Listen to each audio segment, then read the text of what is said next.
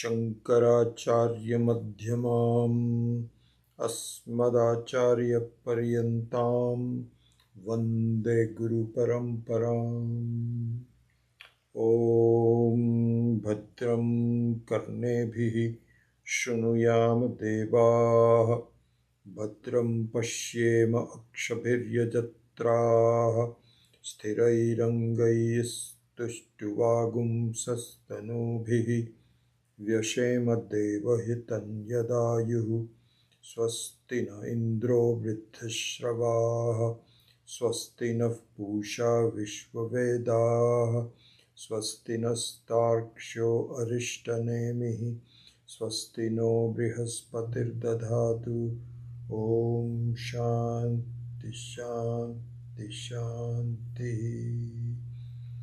ॐ सहना भवतु, सहनौ भुनक्तु, सह वीर्यङ्करवावहै, तेजस्विनावधीतमस्तु मा विद्विषावहै। ॐ शान्ति शान्ति शान्तिः।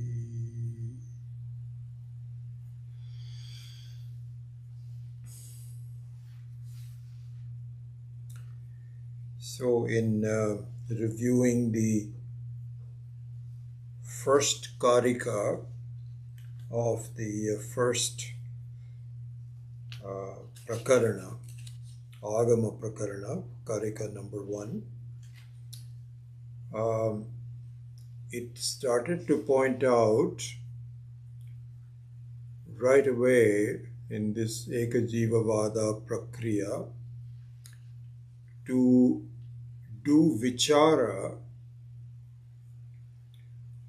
on the similarity, in fact, not even the similarity, the identity, which in the beginning looks like similarity, but eventually looks like identity. Anyway, the similarity between Jivatma and Paramatma. We can extract the Jiva and Ishvara, extract from the Jiva and Ishvara the Jivatma and the Paramatma. Because the non-important aspect of Jiva and Ishvara are rejected. Secondary aspects of Jiva and Ishvara are set aside. Means that they are really not that important. The Jiva is a individual in the creation, and Ishvara is the overall creator. Those are secondary considerations that are not really important for our freedom and so on. What is much more important is the extraction of those two, which is the same, and initially they looked similar, the Jivatma and Paramatma. So that analysis, that vichara was initiated in the first Karika itself, and we saw that. So one side note to that, the similarity between the Jivatma and Paramatma in terms of the Sat or Satyam and Chit, also called Jnanam, is easier to grasp. As we will continue to study, those two, the similarity of those two are easier to think about and to understand. What is not as easy, require more work on it, even though it is true, but it requires more work on, is the Ananda. Because this is interesting, because as we study Vedanta, even though we have Shraddha, we want to understand, we are committed to study, we are loyal to this vidya. The ananda is not easily experienced. And a, a big reason for that is that there seems to be some doubts in my mind that obstruct the experience of ananda. This is all it is, really. It's the only difference between the ananda of Ishvara, which is unlimited, uh, and that of the jiva, which is extremely limited and comes and goes. And the only difference between them is really more work required to clear the doubts of the mind. So the ananda aspect of that requires more work. We grant that. But as you begin to see the similarity between Satyam and Sat and Chit, Satyam Jnanam, then the Anantata or Anandata becomes more visible and more experienced in that manner.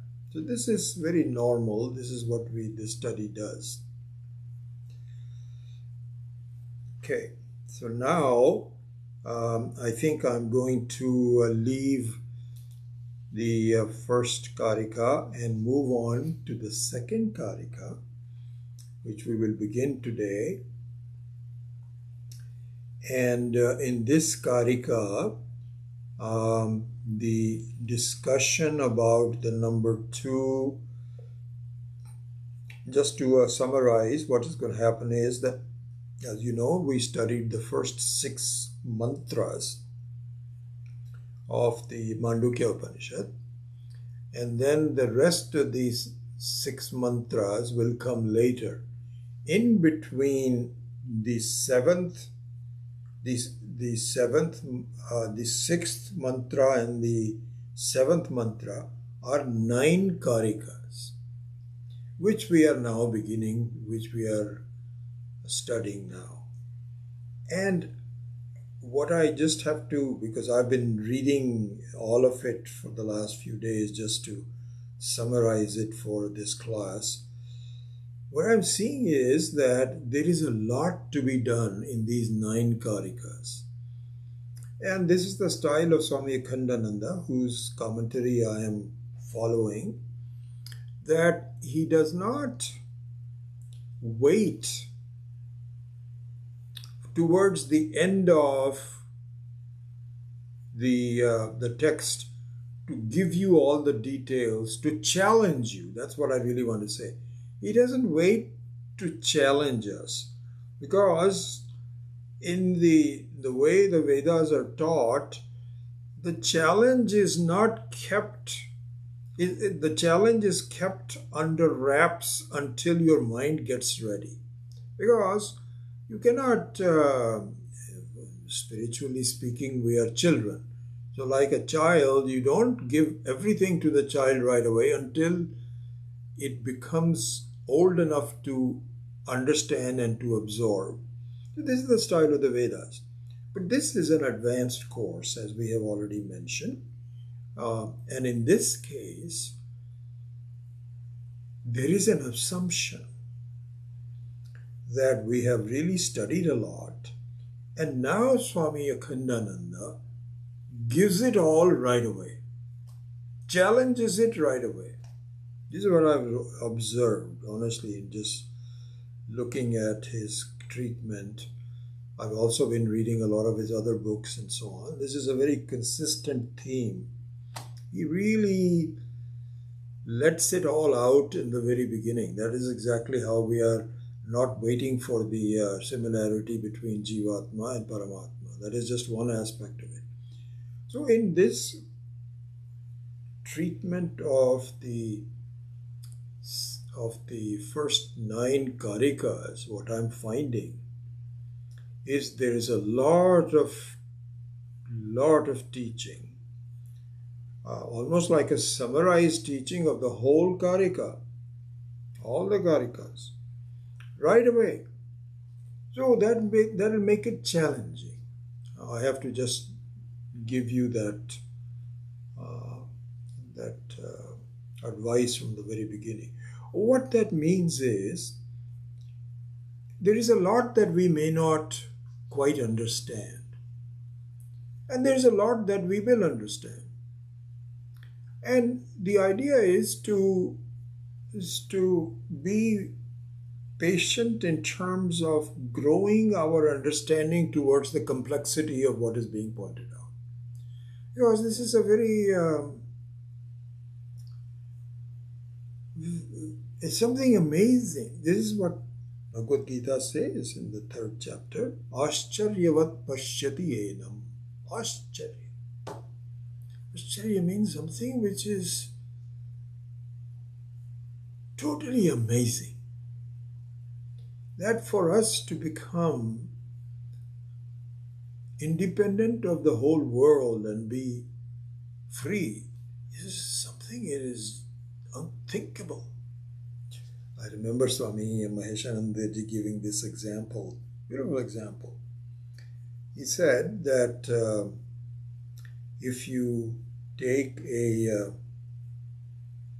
those days, his example was in the 60s and 70s, when there were these transistor radios, right? The transistor radios that were unconnected to the electricity. And these days you can say this is the cell phone.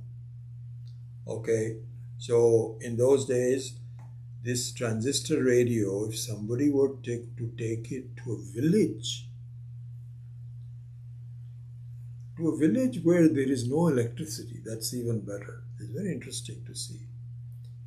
And there are people sitting there and so on. And suppose you take the transistor radio out and turn it on, and the sound comes on. He says, do you know what people are going to think about? They'll say, oh my, what is, who's talking? What's happening? There's no person, there's an intelligible talk going on. The music, where is it coming from? This is called Ascharya. They will all look at it, and this is true. They'll look at it and they'll think some kind of a ghost, bhoot. What is this? So this is very much like the message of the Shastra. Hey, my God, do you know who you are? You are the very presence of the Paramatma. You are the Paramatma itself. And then we'll say, what? I don't understand that. How can that be true? The Atma is free of any problem. I don't understand it. But it's true. The transistor radio is really capturing the sound. So what needs to happen? Supposing there is some villager who is young, who is inquisitive, and to that person it is possible to say, I know this is very surprising, but let me tell you what is happening. Here is what is happening. There are electromagnetic waves in the ether, just like sound is in the ether. There's electromagnetic waves, and there is some instrument that captures it. All those kinds of explanations to be given. He may not completely grasp it, but at least he has an understanding that this is a possibility. This is really what's going to happen. Swami Maheshanandaji pointed out, in a way, our studying the Shastra, our studying the self, Atma Vidya, Brahma Vidya is exactly like that. Because we don't understand what's happening. And to that extent, we keep resisting it, if not outright rejecting it. If you are fortunate, you and I, that at least we are provisionally accepting it. For 99% of the people, they would outright reject it. They'll think, yes, yes, I have to go to the temple, and maybe if I pray in my next life, I'll go to heaven. There may be some possibility, but right here, I am a samsari, there is nothing I can do, and for you to tell me that I am free, I don't accept that at all. So it is the situation. But if one of us has, just like the young villager, has some shraddha, some inquisitiveness, and so on, even though I still don't understand, but at least I'm willing to say, okay, tell me how it's happening. So, in some senses, in fact, the next section that we are going to do is going to be like that, where what is the process by which I experience things? How do I see the world? And how do I conclude that I'm just this jiva and this world is real? How does that happen? I want to understand that because that's what the Shastra is saying. And I don't accept it yet. But at least I'm trying to understand it. So in that sense, the analysis of the details on how this happens, how just like in the case of electromagnetic waves, how the transistor radio happens, I need to understand that. Because why do I need to understand it? Because I have my own doubts. My own doubts are, I was born and I am a human being, pure and simple, left up to my own. I have some help, but I am on my own, and I'm getting older. Those kinds of things. And then I was told, no, there's a mistake. That's not the way things are. There's something totally different. And I want to see how is that possible. So for that, a lot of arguments have to be given. Why a lot of arguments? Because my ignorance is so solid. It has caked in that it requires a lot of scrubbing, a lot of patience on the part of the teaching. And reluctantly, I let go of the problems because I say, what problems? I see the world. This is the real. What's the issue? I don't understand that. They'll say, when you say this is not real, I don't understand how it is not real because I'm experiencing it. So all of that has to be presented, and it's comprehensive, it's complex. And so what I would say is that in the next section, I don't even know when we will go to the very important seventh mantra of the Upanishad. That is weeks, if not months away. I mean, this is what I said. This is really more like a course, not like just reading one mantra. Here's the meaning of the words. Okay, now understand it, and then sentence meaning, and now let's go to the next mantra. This is not what this teaching is. This is going to be a very comprehensive understanding of the meaning behind the vision that the Shastra is trying to give us. So I'm just warning you that be patient, be committed, be analytical, and all of that. So, and I would even say that in this context of my teaching on the YouTube, there's lots of limitations. I see no questions from you, And it is difficult to just simply after a class and, you know, very rarely you ask a question. Uh, Very rarely do you communicate that this I like and I understand that. You don't communicate that. So I'm at a loss. Am I I'm getting through or not? Myself, I have limitations in doing so. And furthermore, the feedback mechanism is not there as opposed to, having live classes. So what I would ask you is, I don't think it is possible for you to just do that online, but both doubts and questions as well as some feedback to say yes, this I understand, will be helpful to me. Do that on either message me or better still give me an email. So with that I think we can fine tune our communication. So that's the additional difficulty of this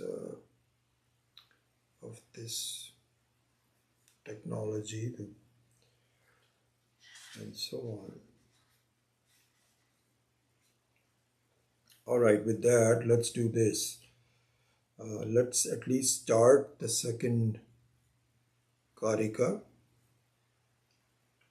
and we will do some simple stuff today. Not, but we'll begin to do that. Oh, one other thing I was going to mention, and I will do so. That in this unfolding of the Atma Vidya in this manner, in this manner meaning something which is given to you right away in an advanced level, without waiting for you to slowly grow up to it and so on. That's what I just call the PhD level Vedanta that this Mandukya Karika represents. In this process of doing, there are some important principles that guide us, that guide the thinking, our thinking, some important principles. And so those need to be noted down and they have to be kept in front and center. And we need to refer to those principles as we go into the more details. Okay? So I may not do that, all those principles in one or two classes. That will happen later on. But this is an important thing for us to do. One principle we have already talked about. Okay? And I'll just mention it very briefly as an example of what I'm talking about. That principle, and I must say that it wasn't until Swami Akhandananda emphasized that I became, it's not as though our previous acharyas didn't understand. They all did. But somehow in our communication, I never really grasped that particular principle until Swami Akhandananda pointed this out in his writings. That principle is this. We need to put much less emphasis on what I am experiencing and much more emphasis on the experiencer.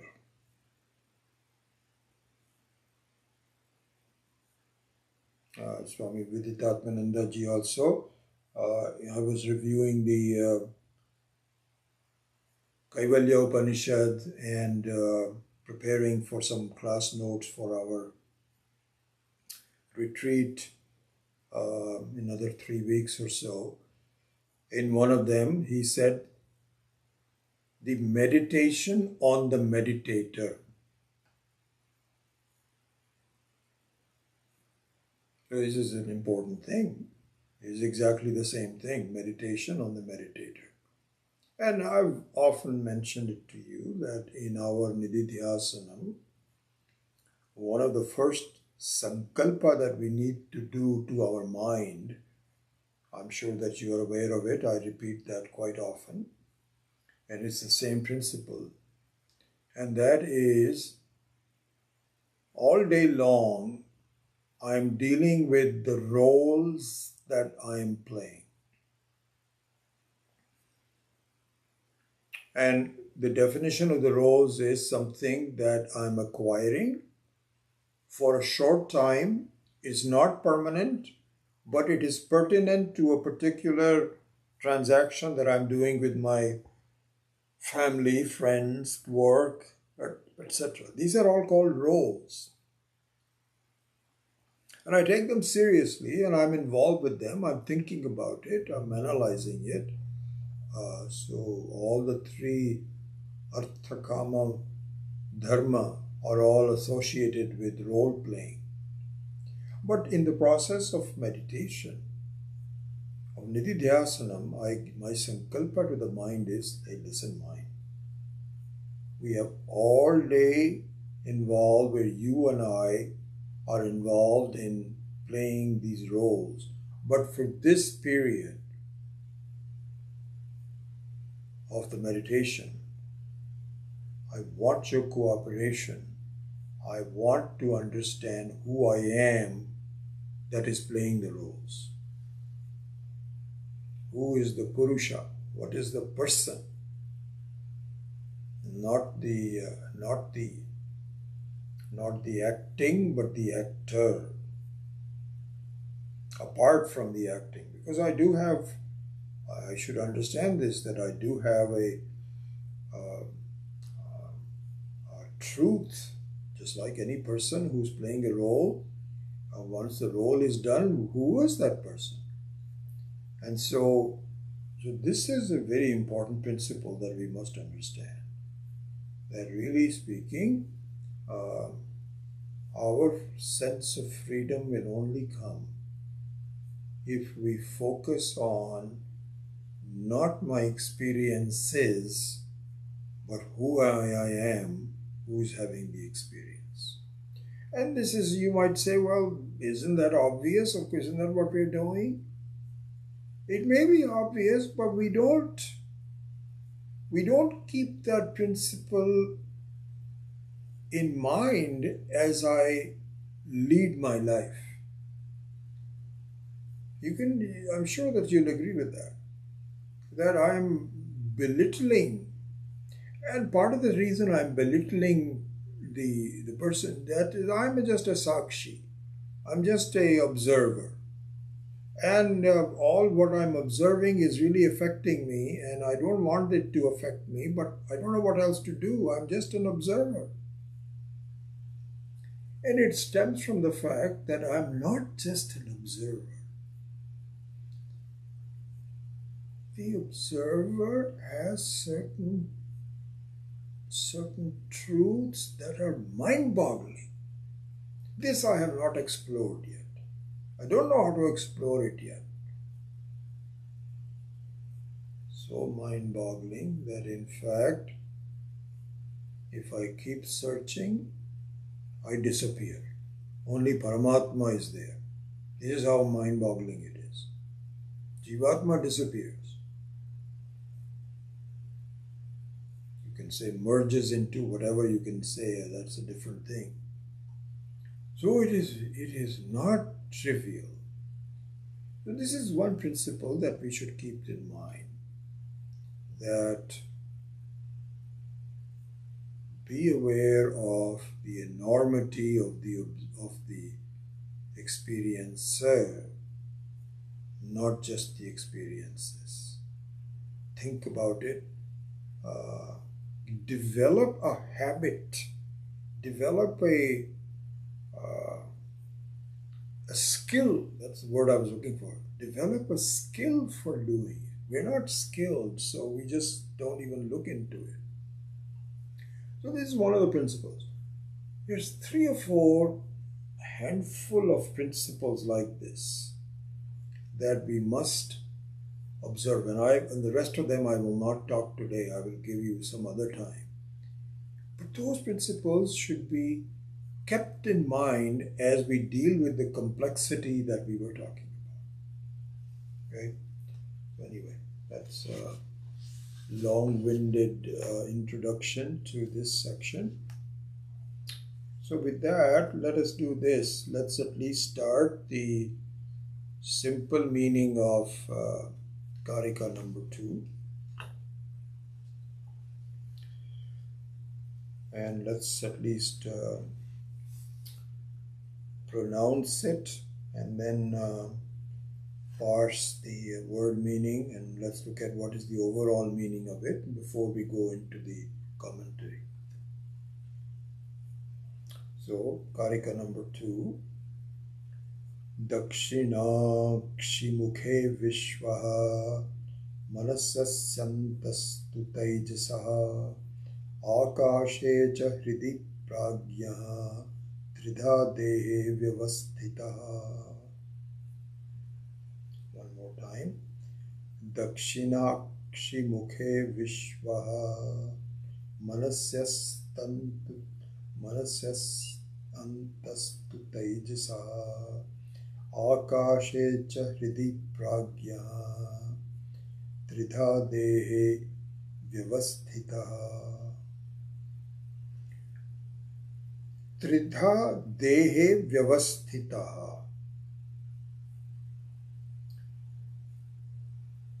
So one introduction to this before I give you the word meaning. We have seen the 3 roles that we play. 3 roles. One way to look at that is 3 roles that we play. One is Vishwa, as the example of the waking state. So waking state, Abhimani, the one who considers you and I consider ourselves to be a person who is awake and experiencing. It's called Vishwa. So this is one Abhimani. Then there is another role, totally different. In the dream state, which is called Taijasa. So the Swapnavastha Abhimani is called Taijasa. Jagrat Avastha Abhimani is called Vishwa. And Sushupti Avastha Abhimani called Pragya. This we have seen already. Okay, all 3 of them were detailed out in the first 6 mantras of Mandukya. We've seen that. Here, interestingly enough, this Karika points out that all 3 are in the Jagrat Avastha also. See, previously what we saw was that only Vishwa is there we didn't say only, but we said predominantly in the Jagrat Avastha, Vishwa was there. So we were talking about predominantly. But here it is now pointed out that even in the waking state, all 3 of them are active. So this is what is called Tridha, all 3. Vyavasthitaha. See what Swami. So it is, Swami Paramarthananda has translated as it is placed. Good translation. Means they are obtainable. They are there. All 3 of them are there. Then comes an important word, Dehe. Dehe means the body of a waker. So we'll go into the details of that in a minute, but I'm just telling you that the main thing that the Karika number 2 is pointing out, that all three that we have previously studied, they are in one form or the other visible in the waking state inside the body. Dehe vyavasthita.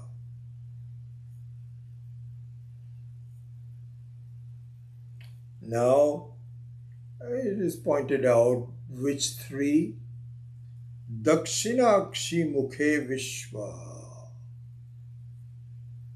This will be detailed out later on, but just to introduce that, first one is Dakshinakshi mukhe vishwa. Vishwa, the feeling of Vishwa, that I'm a waking person, is not primarily, predominantly there in the right eye. Dakshina Akshi means the right eye of the individual. So we will see the meaning of that in a minute, but I'm just giving you the word meaning. Dakshina Akshi mukhe sthitaha yavasthitaha vishwa.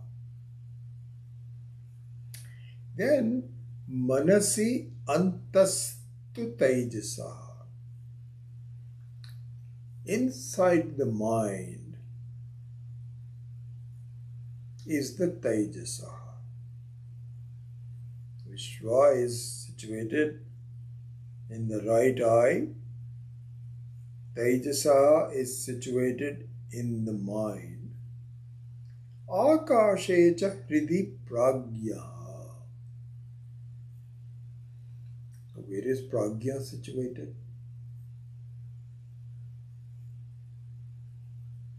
Because we're now talking about not the pragya in the deep sleep state.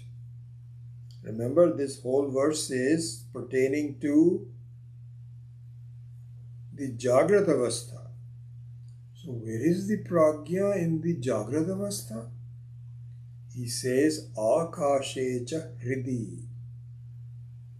Pragya means this is in Chidakasha.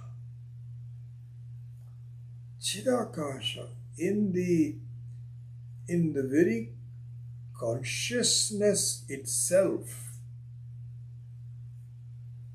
So we will see this later on, how in a seed form, it is there always. So this is also pragyaha, here means the essence of ignorance.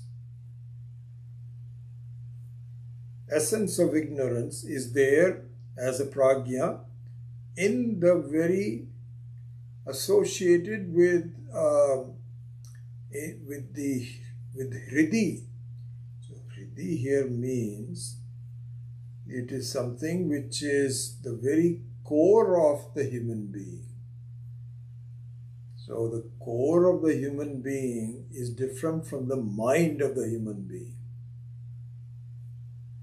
So this is the very sense of who I am. This is the heart. So this is what is called Chidakasha. So the pragya is found in that. How can one see that?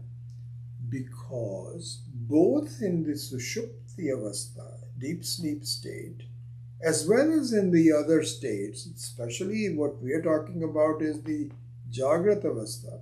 In the Jagrata Avastha, pragya is there. How? As ignorance. It's keeping like a wall between what I see and what I am. That is also a pragya, as a bija swarupa, seed swarupa. So this will be explained more detail, but I'm just giving you the essence of it. So anyway, Dakshina Akshi Mukhe Vishwa Manasi Antastu Tejasaha Akasha cha Hridi Pragyaha Tridha Dehe Vyavastita. All three of them are found obtainable in our bodies. Okay? Alright. The next thing we will look at is the nature of Deha, body. What is a body? Okay, so now we have to look at that. So this is the Vyutpatti Artha of Deha, etymological meaning of Deha. Because in Vedanta, which is contained in the Sanskrit language, there is hardly any of them is just arbitrary. They all have a very real meaning behind them. So what is it for Deha? So there are two etymological meanings of Deha. One which was sometimes jocularly pointed out by Swami Dayanandji is called Dahana Yogya Deha. Dahana Yogya means fit for burning, which eventually, this is why we do cremation in the Hindu tradition. And it was so interesting. That just reminds me. So a couple of days ago, there's a person that does some housework for us. She cleans the house, and she's also a cook. She's been there for the last 20-30 years. Just a great person, Mexican person. She and Pammi's brother also, we share her, and she's very devoted and just great person. So she was saying that her mother-in-law passed away last week. Just happened. And so she was giving a description of, so what happened was that they're Christians. She's a Catholic person. They were getting ready to bury her. And she says that the burial cost, including buying the land where the burial, her mother-in-law will be buried and so on, then the ceremonial thing, digging and so on, would cost $20,000.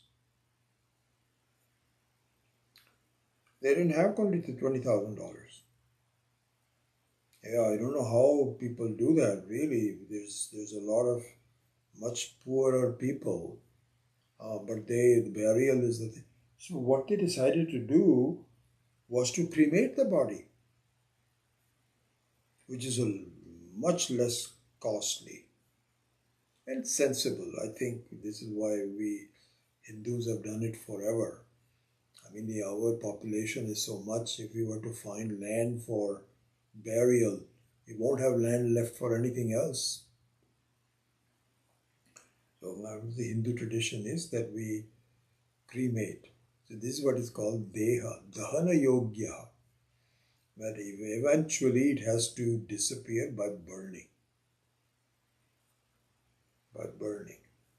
Swami Yogananda was saying in Varanasi, in fact I experienced that for the first time. In Varanasi, when I went there, now it is almost like a year and a half, when my sister passed away, and we took her bones, asthis, for consecration in Varanasi. So we saw this. There is a ghat, and there are two ghats. One of them is the more famous one called Manikarnika. So Manikarnika Ghat, and we saw that. In fact, I have pictures of that. I think I may have taken a video also. The Manikarnika Ghat is right on the banks of the Ganges, is where it is famous that there is never a time when some dead body is not being burnt continuously, 24 hours, forever. It's been going on for a long, long time. And when we saw that also, there's a kind of like a square, I think like about 6 by 6, 36 places, and they're all burning. People bring in their people and so on. Swami Akhandananda was talking about that when he was living in, well, he belongs to close to Varanasi. So he says, oftentimes I would just sit there and just observe the Manikarnika Ghat, all the bodies that were being burning. And he made a very interesting point. And I mean, I'm digressing a little bit from, there's much more to be done. But anyway, what he was saying is a very important point, which I would say is one of the principles. If you want to write a principle down, so if you want to have a separate one, I think I've told you that a couple of times, that keep a diary of important principles. So one of the principles is do not focus on what you are experiencing, focus on yourself, the experiencer. This is one thing. Let me give you another principle which is part of this discussion about Deha and Dahana Yogya. Swamiji says, I'm now giving you Swami Akhandananda's description. He says that I used to go and just observe the Manikarnika Ghat, where all these bodies were being continuously burnt. People will come, Ram Nam Satya Hai, Ram Nam Satya, they all chant this, Ram Nam Satya Hai, and they carry the body on their shoulders and put it down and then burnt, and then take the bones away. And so he says, I used to just go and sit there. And he said, I had no emotion other than simply the fact, my God, this is the end of each one of us. This just happened. This is going to happen. And he says, I was just a casual observer, lost in my own thoughts and so on. However, one day, he said the people that were carrying a dead body were known to me. So I said hello to them and I said, who is it, who that died? And he says, some relative of mine that I was already disassociated with because he had taken sannyasa. So he was no longer that actively involved with his family. But he found out that there was, I don't know, an uncle or somebody that had died.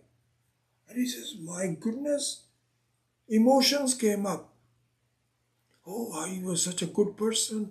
He died so young. Oh, what happened to him? And he says, so this is the principle.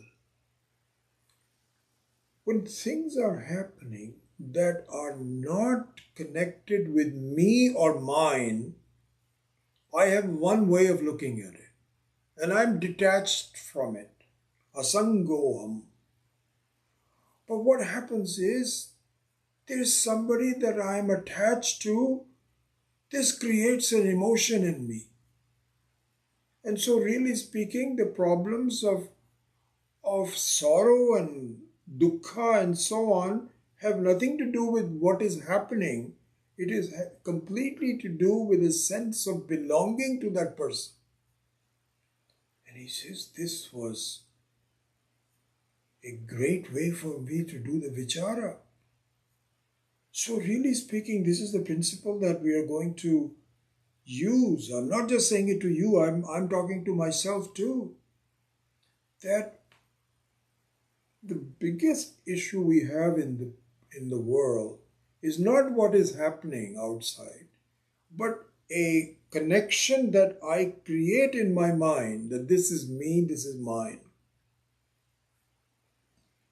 Anyway, that was just on the side. Going back to the Deha.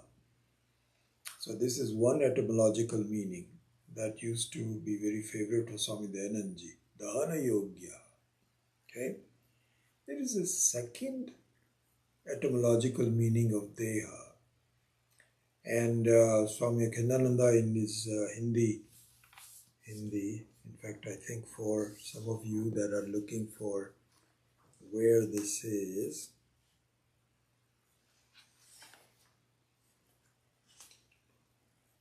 uh, 46. So, the second Karika begins on page 243. I think you can tell that. Then this section of the etymological meaning is called Dih Upachaye, is given on page 244. So you can look into that. So the second meaning of Deha is Diha Upachaye, as it is then in the Sanskrit language, means a Rashi. Rashi means a collection, a heap. Collection, kind of like a heap of things. Some things are collected.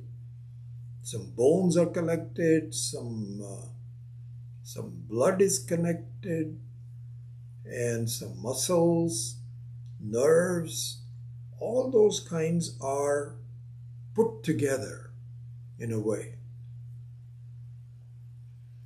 And so the word Deha is an overall name given to a collection of things. That's all it is.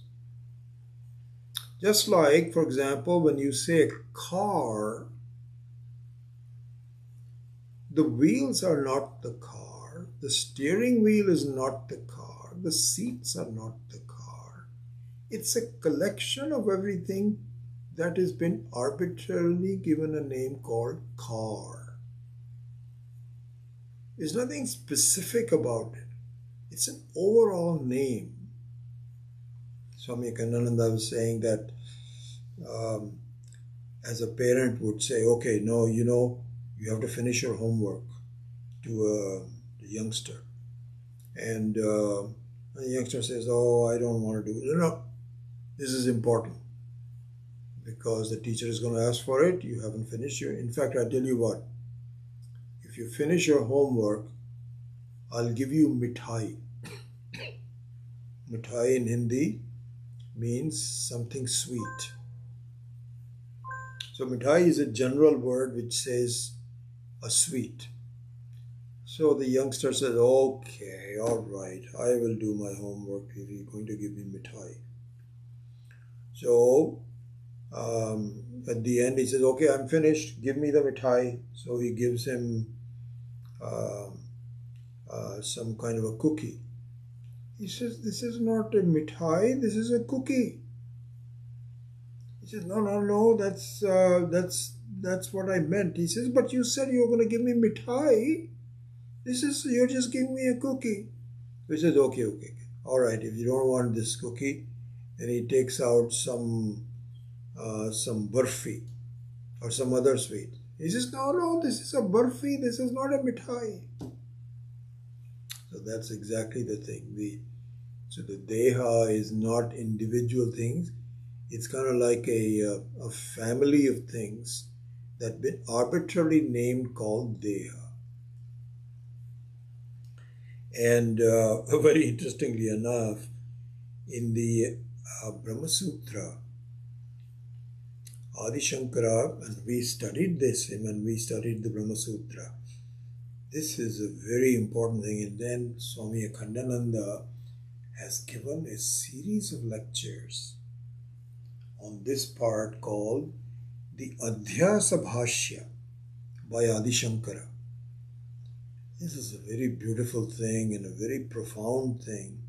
And he has a 3-section book that also summarizes the talks, and so that is called Adhyasa Bhashya by Adi Shankara. Adhyasa means error, means our mistake, the form of ignorance. How does it happen? This is called Adhyasa Bhashya. This Adhyasa Bhashya has another name. It's called Sharirika Bhashya. This is the thing that pointed out. It's true, I've known that for a long time. Adhyasa Bhashya is also called Sharirika Bhashya. Sharirika Bhashya means Sharira. Sharira means Deha. Same word. Another word for Sharira is Shiryamanyatvat Swabhava Yasya. The one which disappears is called Sharira. Or one which is burnt is called Deha. So one or the other, they are the same thing. So Sharirika Bhashya means the analysis of the error, how we take this body to be ourselves.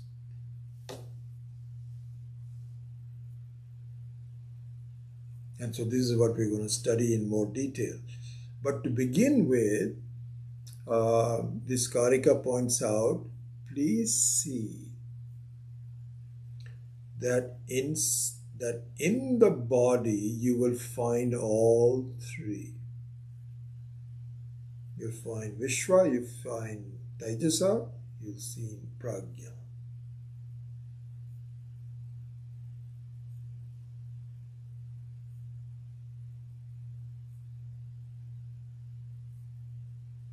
You see, 927.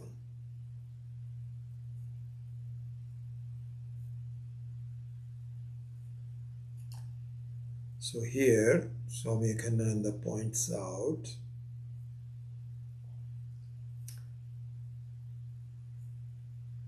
that if you want to find God,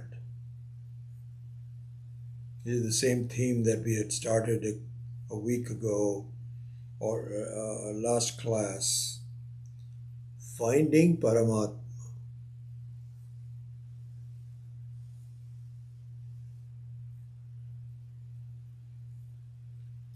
Remember we talked about lingam and all of that, and that has to start with the self.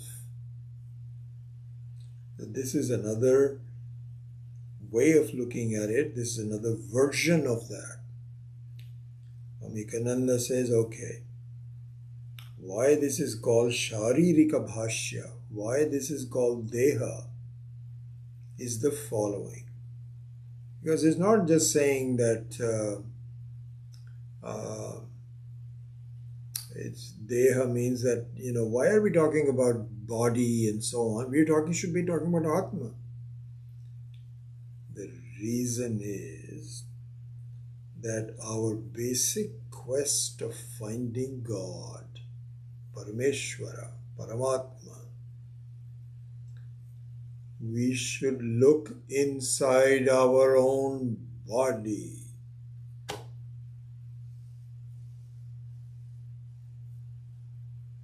This is what is important about it.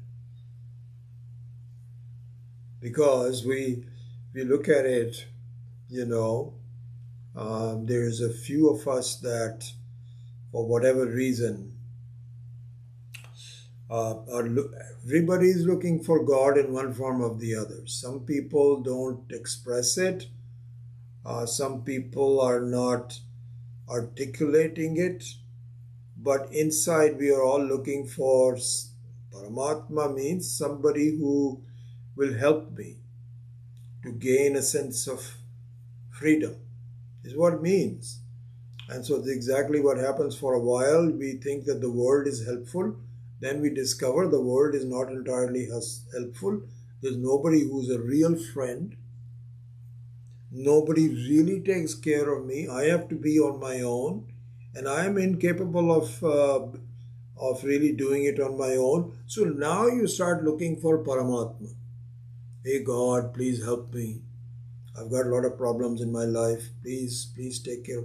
So somehow or the other it becomes articulating at that point. But everyone is looking for Paramatma. And for those who really want to get into the depth of where it is, we're lost. Where is Paramatma? If my life is going well, I find that the Paramatma is very pleased with me. If my life is not going well, I find there is a what's happening? Where is Paramatma? So our search for Paramatma, Parameshwara, is hit and miss. It is nothing definite about it. It is indefinite, tinged with a lot of doubt, and so on. So our search, we don't know where to search. So what this is pointing out is, you want my advice on where to start searching? We say yes. Look at your own body. And if you keep looking at it the right way, the way I am suggesting that you look, you'll find it. You'll find Paramatma. Just like that example we saw in the village, that a knowledgeable person will say, okay, I know where you lost your cow. Let us look at the hoof marks. It's a very reliable way, because only in a city where there is no mud you will not have a way to look at it, but in a village where this is a very muddy, non-concrete kind of places, that is a very reliable way to see which way did the cow go. So you start searching at that point, then it leads you into the reality. Similarly here also, he says, you want a reliable way to search for Ishvara? We say, yes, we do. Look at your own body. Okay, so then it says, see, when you start walking, you cannot walk without the assistance of Paramatma. So he is very near you. When you are talking, please see you cannot talk without Paramatma. Very near you. When you are dreaming, you cannot dream without Paramatma. When you are sleeping, you are very close to Paramatma. There is nowhere, whatever you do, you cannot have your blood being circulated without Paramatma, my dear. You cannot have your heartbeat without Paramatma, my dear. You cannot see something without the assistance of light, which is nothing but a presence of Ishvara. You cannot do anything. Can you challenge yourself and say, at this point Paramatma is not with me? If you can do so, then I will eat these words. But you can't. The reason you are missing Ishvara, is because He's everywhere. He's the very creator of all your experience. You cannot even be a jiva. You cannot even have a problem without Ishvara.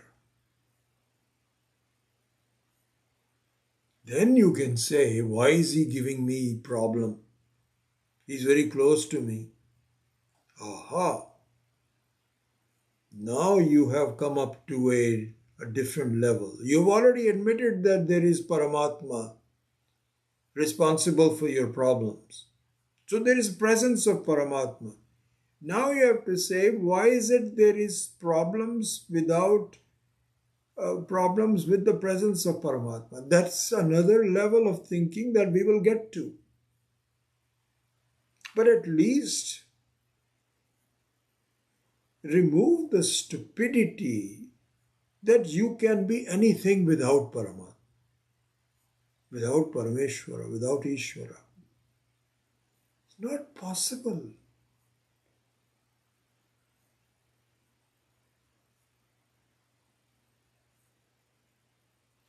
It is almost like saying there cannot be anything without Akasha.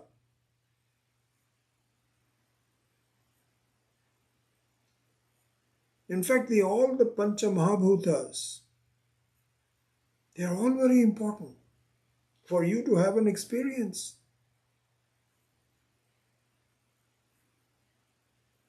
You cannot see anything without sun and the stored energy because of the sun. You cannot see that. So this is what is called Adi Daivam. Adi Bhutam, Adi Daivam, and Adhyatmikam. The Adhyatmikam we will now see, the process of living that we will see. But at least look at Adi Daivam. That unless there is sun, unless there is solidity,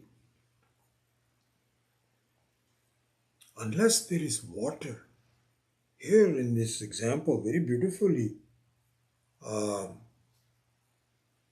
it points out that you cannot even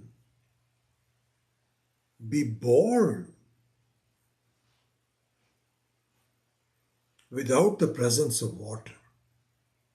So the very seed of your birth is all in water, one form of the water or the other. All births, including the human birth in the form of the semen of the man, is in water. That in the egg, it is the water in the egg that creates the presence of the birth. And from the sweat are born these small insects. And so even the Pancha Mahabhutas are important for you, for your birth, for your sustenance. We are oblivious of it. We don't really think about that. This is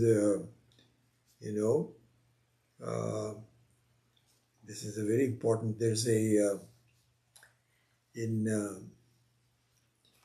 Swami Shankarananda, whose Gita we actually followed for quite a while, just recently, remember? We did Swami Shankarananda's commentary on the Gita. Swami Dayananda used to be very, very fond of Swami Shankarananda's Gita.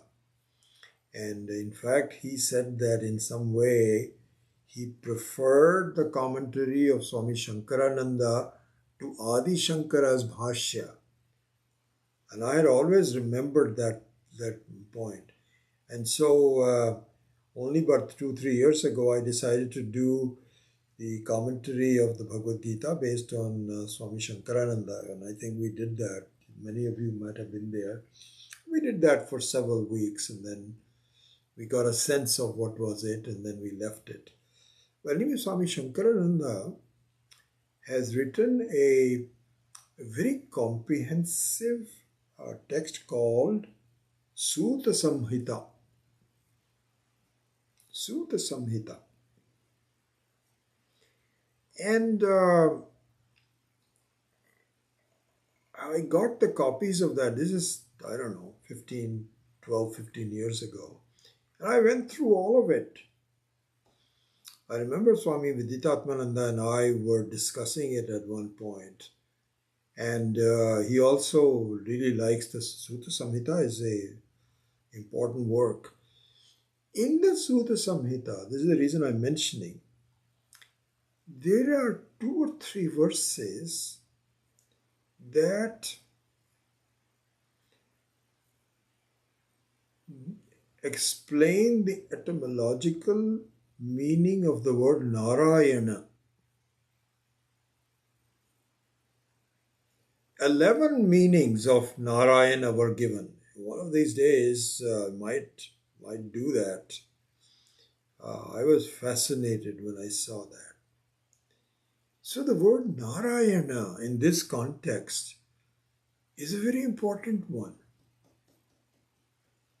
Finding Paramatma in the body is very pertinent to the word Narayana. How? Nara means, and I'm a little vague on this, I have to really look at my notes. So Nara and Nara, it either means all living beings or in this context, human beings. That's my doubt. I forget that. It doesn't matter. Let's take a human being for the time being. Or take any being for the time being. So, Ayanam means the presence, the place, Ayanam. So the Narayana means Narasya Ayanam. Narasya Ayanam. Beautiful word. So Narayana means the same thing as we are studying. You cannot have the body functioning without Paramatma, the presence of Ishvara in the Naraha. Ayanam of the Naraha is called Narayana.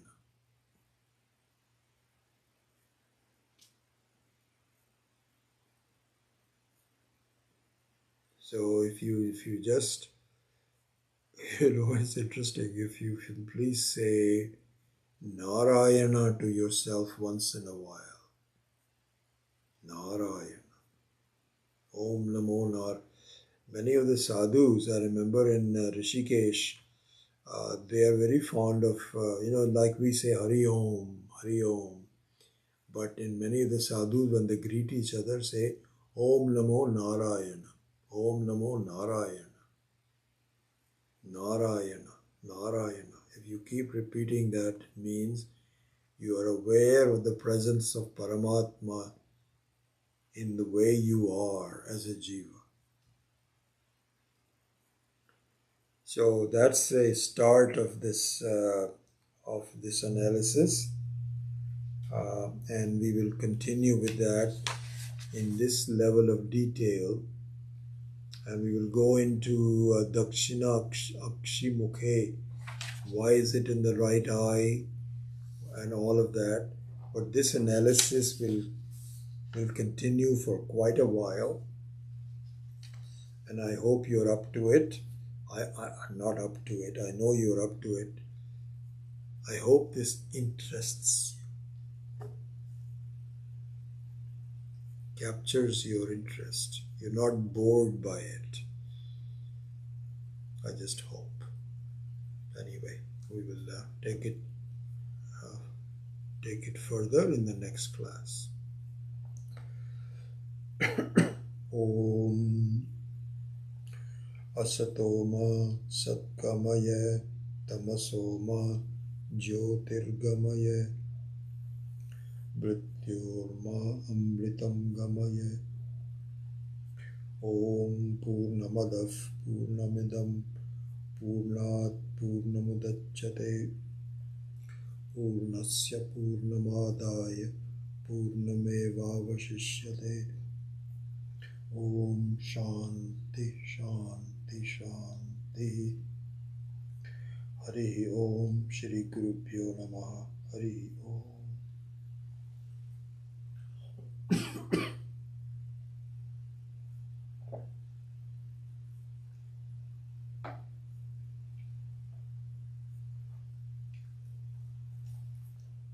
All right.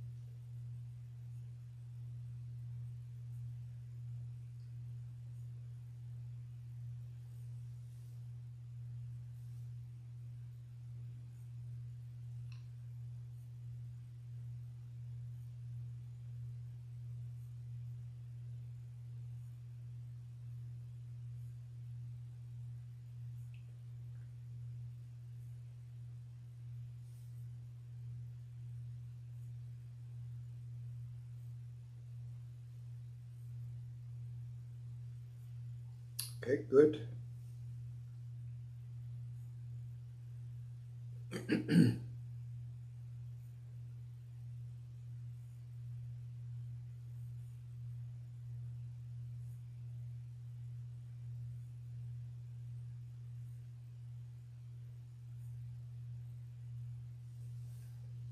Right. Don't see.